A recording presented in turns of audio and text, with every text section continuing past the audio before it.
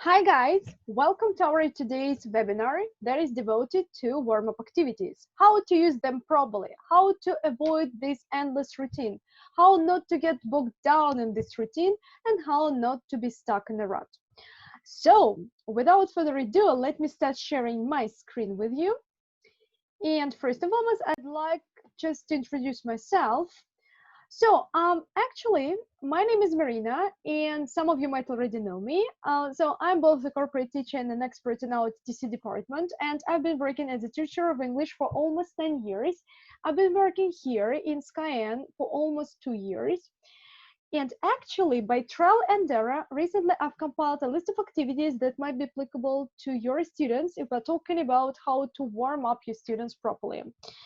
And of course, so today we're going to find out what parameters we should take into our account so as to design our own activities or to avoid some, for example, unnecessary activities. As for our today's agenda, first and foremost, we'll try to come across some functions of warm-up activities. Why is it so necessary to start our classes with warm-up? Maybe it's better just to jump forward to grammar explanations, to pre-teaching new words, and some stuff of that kind.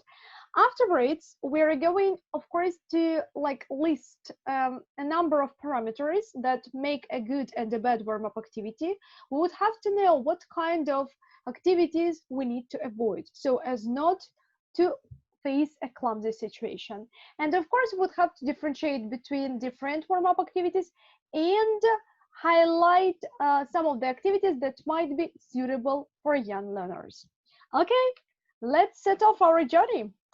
First and foremost, this question is quite typical and obvious, but still, why do we need warm-up? We are going to enumerate all the possible functions here if we proceed with this very first stage. Could you please tell me, or could you please think of a few, I would say, functions that make this stage so indispensable, I would say. Okay, so probably you have different variants. Okay, of course, undoubtedly, so this warm-up stage might be beneficial not only for our students, but for teachers as well. But in what way? Actually, we have totally different students. And for instance, your student might be after a tiring meeting. The student might feel a bit down in the dumps, or the students might be not over the moon. And here, it's time to switch your students' attention to English, or at least to learning mode. And of course, it's just time to activate background knowledge and to prepare your student for the upcoming material because it's a kind of stress for your student to have an English class. In any case, it's quite obvious that it might be beneficial for our students, but what about teachers? Why is it just, for example, also an unavoidable part of every single lesson? Are we talking about psychological aspect? What do you think? I agree that we are talking about psychological aspects, and it's time to tune into our students' emotions. It's really time when you set the tone of the lesson, when you try to break the ice, to build the rapport with your student. And if you see that your student is not open for this discussion, you might replace some of the slides and you might think of a plan B if needed. And of course, if we're talking about a good lesson structure, you cannot simply skip any of these stages. I'm talking about a warm-up stage and so-called cool-down stage or feedback stage. But why? So, because they are interrelated. While proceeding with this stage, warm-up stage, we would have to set a few goals. For instance, today we are going to talk how to take things back to the story. And then afterwards, eventually, when you have to assess our students' results, your feedback might be based on those goals set during this warm-up stage. You may judge if your student did well or not so well. You're referring to these goals. Okay, so as to proceed smoothly into a few parameters that make both good and bad warm-up activity, we would have to role-play one situation. So imagine that you're my online students and that is our regular class. And I'm just showing one activity to you, and this particular activity is taking place at the very beginning of the lesson. There is a warm-up activity. Anyway, let's have a look. So dear students, here is the picture. Here is a list of adjectives. Can you come up with a funny caption for this picture? Afterwards, describe the picture using the following adjectives. So your caption should be quite funny and laconic, and your description should be well thought, and it should contain as many adjectives as you're able to. Dear students, I'm giving you 1 minute. Okay, go ahead. Any offbeat ideas are going to be accepted. Okay, have you imagined it? Imagine that this particular situation is taking place at the very beginning. You might be a bit surprised or a bit perplexed, aren't you? Probably you are. And let us dig deeper. So we're going to answer this set of questions. If it is a good warm-up activity or not, if it is a good warm-up activity or maybe a disastrous one, why not, what can possibly go wrong here, what are the possible pitfalls that our students might come across while fulfilling this activity. Okay, so the answer is obvious. That is not a well-thought warm-up activity. But why? Just because it's too complicated, first and foremost. It consists of a few steps. Our students would have to come up with a funny caption, then describe the picture, look through these words, look at this picture. All these words should correlate with the given picture and so on and so forth. They shouldn't be like out of the scope. The second problem that our students might come across is a lack of imagination. So the vast majority of our students, really, they are far from being imaginative or with a good imagination, I would say. They're quite practical people, all right? And instead of just making up a story, instead of creating this caption, they prefer some real activities. And they may be quite frustrated here. Because again, there is no purpose. What for? Why should I just come up with this funny caption? It's not worth doing. The third pitfall that also our students might face is a lack of vocabulary. Before actually opting for this activity, you need to make sure that your student is able to operate with all these words. Because otherwise, the caption might be quite hilarious, I would say, and the description might be not well thought. One more thing that also we have to take into account that is a warm-up. It's not like kind of production. It should be in the form of interaction. At least there should be kind of discussion between the teacher and the student, but there is no discussion at all. It's only like kind of production. The student would have to produce a few sentences and like a funny caption, that's it. And one more thing that also might come to your mind, that our students, while, for example, looking through this instruction, our students might ask a lot of questions. You might be flooded with lots of questions. What is a funny caption?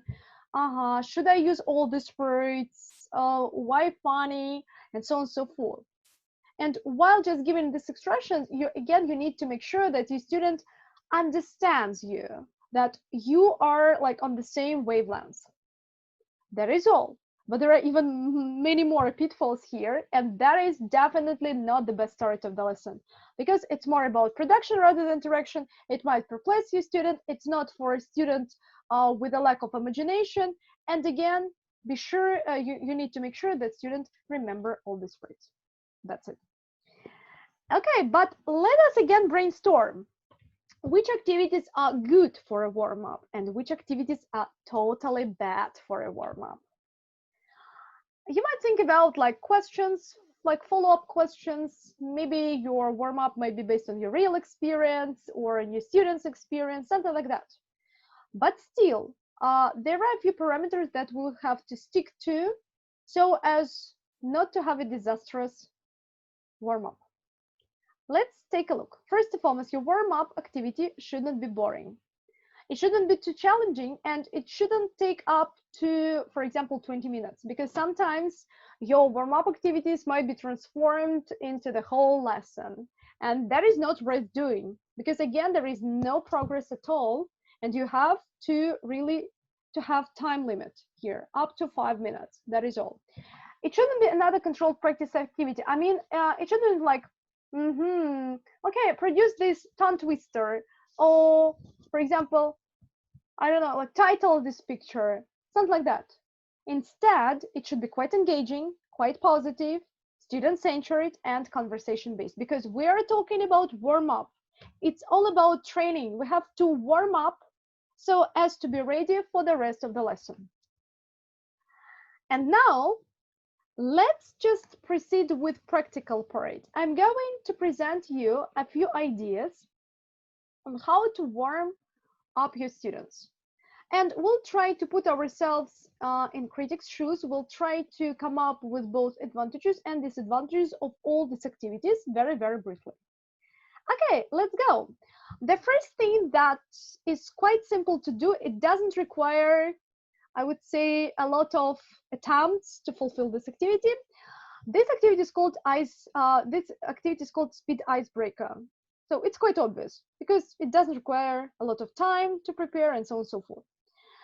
And that is a good thing to do.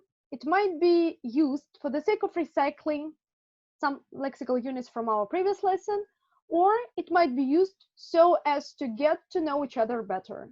For instance, previously you were talking about cinema, actors, cinema, something of that kind.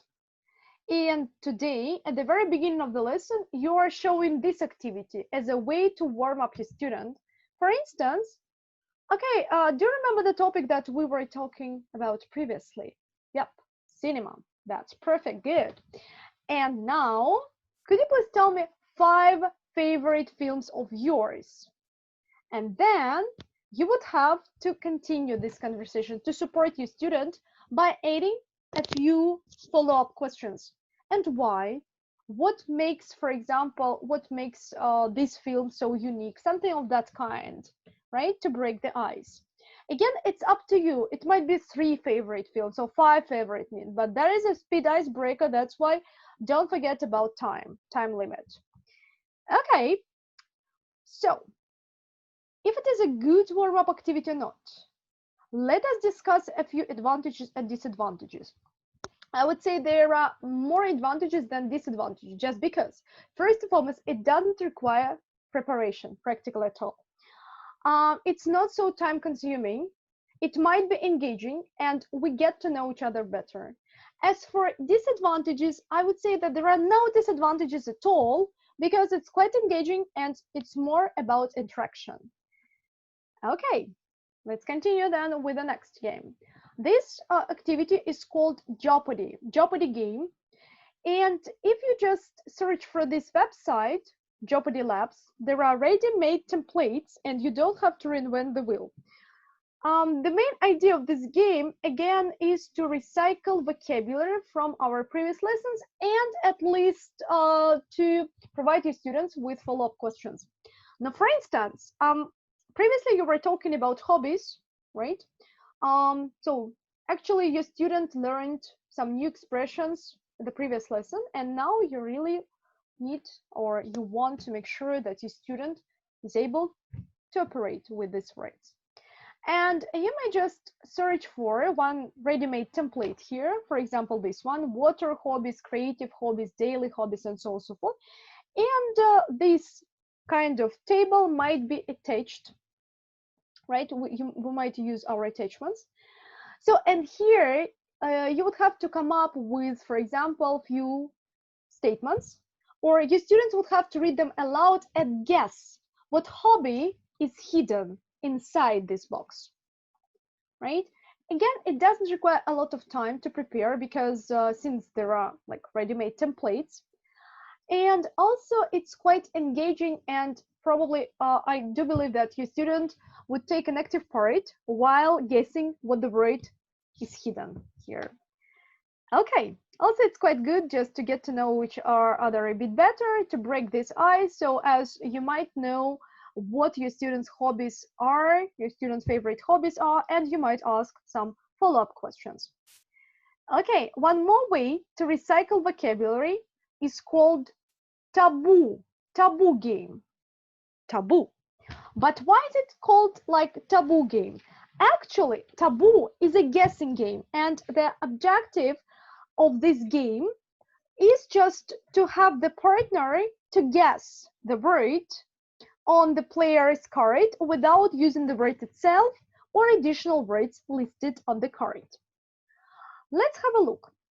For instance, previously you were talking about jobs, and now it's time to play an activity with these new words. Your student would have to opt for a few words from this list that are given on the top, for example, a policeman, a vet, a dentist, and they have to explain them to you without naming them and without using the words that are crossed out. These words are taboo words. They are frequent words, and that's why our students are not allowed to use them. Instead, while explaining the word policeman, they would have to resort to extra words instead of a police station, uniform, and crime. That is quite tricky, but by means of this activity, your students would recycle vocabulary and would paraphrase the given words. That is a perfect activity, and it works perfectly well if we're talking about even low-level students. There are no disadvantages at all. At least it might be time consuming, since not all of our students are quite creative, and for some of them it might be tricky to invent some other ways to explain the word. Okay, there is one more interesting thing called guessing. This warm-up activity is aimed at low-level students. For instance, beginners. If we're talking about even kids, young learners, and beginners, adults. So of course they are they are making their first steps on the way, right, to learning English, and sometimes it's even impossible to produce one or two sentences for them because they are low beginners and young learners. And instead of, for example, using taboo game, you might use this kind of activity called guessing. There is an option in our attachments called add board. So you might just add board and draw some schemes before the class. And afterwards, while having a class with this particular student, you might ask your student to take a look at these schemes and guess what the word is hidden here, like what the vegetable is hidden here, what the fruit is hidden here, something like that. Of course, you might just ask me, or you might just be convinced that that is not, I would say, a warm-up activity. That is a warm-up activity, but for low-level students. Okay, one more thing that is called English territory. It resembles our Russian game called Goroda. It looks like a kind of challenge or brainstorming. Here, the main idea is not to break the chain of words. In pairs, you would have to connect the last letter of a word by thinking of a word that starts with the same letter. And the main idea of this activity is, again, to collect all the words on the topic, instead of just breaking this chain, and at least you would have to test your students' ability, again, if they remember these words or not. One more activity that is called Quest, that is more about, I would say, interaction. So the main idea is to break the ice and to get to know your student better. Actually, here you would have to, for example, to ask your student, for example, to guess, I would say, what these pictures stand for. You may just take a picture of your shoes, of your gadgets, clothes, whatever, even, for example, your cup. And then you might ask your student to ask you as many questions as they're able to find out more about these objects. For example, where did you buy them? Or when? Why? Is there any funny story about them? Afterwards, if you have just kind of demanding student, you might even ask your student to make up a story about your objects. Again, that is a good way to find out more personal information about your student. If you see that your student is willing to continue, you might take turns, and then next time your student would give you a picture of your student, a personal picture, like some objects, and you might just guess what is depicted there and ask a few more questions, and your student would have to answer them. Again, that is a good thing to do to spark this kind of conversation. And there is a kind of activity where the main aim is to break the ice.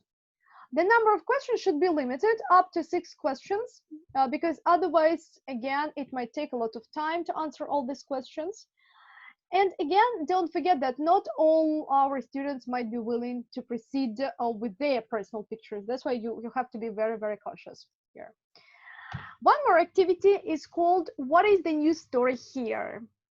Actually doesn't require any efforts at all. You would have only to find to opt or search for some tricky pictures, right? And afterwards, you might just ask your student the only question: what is the news story here? That's it. And your student might, first of all, this might be perplexed a bit. So what do you mean? Like, what's the news story here? And of course, you might just add some more details. What do you think? I mean, why is this man standing here? Is he taking a selfie? Is he buying some products? Where is it? Where is this picture taken? I don't know. And you still would have to answer it. So that is also a kind of good thing to do, but you would have to search for some, I would say, some not so obvious pictures, right? Some elaborated pictures. Okay, and let us take a look. So there is an amazing story behind this picture. You might be a bit surprised, but there is like a virtual supermarket in a subway station. Actually, in Asian countries, some companies, they made up, like they decided just to boost their sales, and that is why they put up like some billboards in railway stations, in the underground, with QR codes. So all these products are intangible, yeah, like kind of billboards, but with QR codes. And actually, if a person is willing to buy something, this person will have to scan this QR code, and then all the doors will be delivered to the doorstep, right, on the spot simultaneously without going for shopping. That is a virtual supermarket in a subway station. One more activity, it's really, it's quite simple. Just take a picture that might be relevant to the topic. If you're not so satisfied with the picture given on our platform, you may just search for your unique picture, just like one more picture, using some, for example, websites like Unsplash or Pinterest here, and also just, again, they might be kind of a conversation behind this picture. Okay, one more activity that is called 1 minute world news. Again, if you have some like demanding students who would like to keep up with the, for example, with the current situation, with the times, and so on and so forth, I would suggest this activity. So why is it called 1 minute world news? Actually, it requires 1 minute to watch this piece of news. And actually, if your student, if you know that student is not so willing to watch, for example, something, instead, you might suggest one short article that might contain 1 or 2 paragraphs. And these articles are usually accompanied with lots of pictures. That is, activity is called 1 minute read. The main way, the main idea is to start your lesson with this activity, but you may even just send these activities beforehand, send the links beforehand, and you students would have to be prepared. And then at the lesson, you would know what our students, they would know what they are supposed to be talking about. You might just ask some general questions about the content of this video or the content of this article. Up to 3 questions would be enough. right, to spark this conversation. And again, you know your students better, and you would have to search for something that might be, I would say, might be suitable if we're talking about students' demands and students' needs, right? You would have to really comply it with, right, our students' needs. Okay, one more activity that is called statistics. It resembles like such a game as a lie detector, but it's, I would say, it's even more complicated. And here you would have to use this website called Statista. So what does this activity require? First and foremost, you would have to find a few facts, to be exact, 2 facts about English-speaking countries in the area that might be of students' interest. For example, shopping. And the facts are the following. Hypermarkets are open from Monday to Sunday, and smaller convenience stores such as Sainsbury's local are usually located in city centers and so on. And you might add one more fact, but this fact is not true. It is like false. It's like a fake fact, I would say. And your student would have to look through these facts and just think about which one might be fake and explain why. And afterwards, you might even ask some more questions about the situation in their country. Is the situation the same? For example, are charity shops extremely in the place where you are in, and so on and so forth. The main idea is not to identify which like kind of fact is fake, but to set this conversation. And of course, don't neglect just watching either cartoons or short videos. But the main idea is to start a lesson with a short cartoon. For example, 1-minute cartoon. If we are talking about low-level students, right, they might be quite ashamed because they might misunderstand what is happening in this cartoon or somewhere else.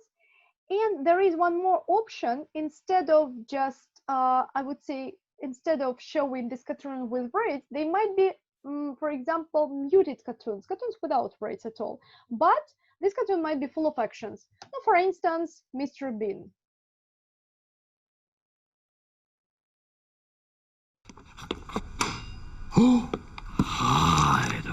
So there are lots of actions here. And for example, while recycling such a grammar topic as the present simple and present continuous, you might ask a student to watch this cartoon, and then you would ask just a few simple questions. For instance, okay, so what is Mr. Bean doing, right? Okay, he's cooking. And then you might ask about your student's husband, and what about your husband? Is he cooking now? Something of that kind to start this smooth conversation. Or you might even start with a recipe. If your previous topic was food, and for example, the present simple and present continuous as well, you might surprise your student. And instead of just like, how are you doing, and something of that kind, you might just get started with a surprising thing. How to make, for example, pizza. And then you might ask your student, for example, again, some simple questions. And lots of things to do, something like that. Okay, as for high-level students, I would say intermediate, upper intermediate, and advanced level students. Instead of just watching cartoons, I would suggest, for example, one more stuff to do that is called talking about a TV show you both watch. Among favorite ones are the following, here, as you can see here. Actually, the vast majority of teachers, you know, they have a tendency to use the Ellen show, the Ellen DeGeneres show, and that is an amazing thing to do just because there might be lots of interesting expressions, slang words, collocations, and so on and so forth.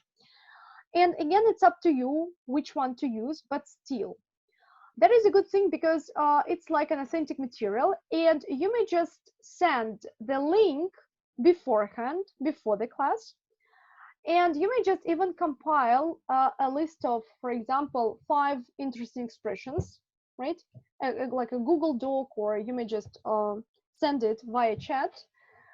And then, of course, afterwards, at the very beginning of the lesson, you might discuss the content of this TV show, what questions were discussed there, and so on. What is the opinion, or what is the student's opinion, right? And so on and so forth. Would the student just agree or disagree with, for example, these celebrities? Something of that kind.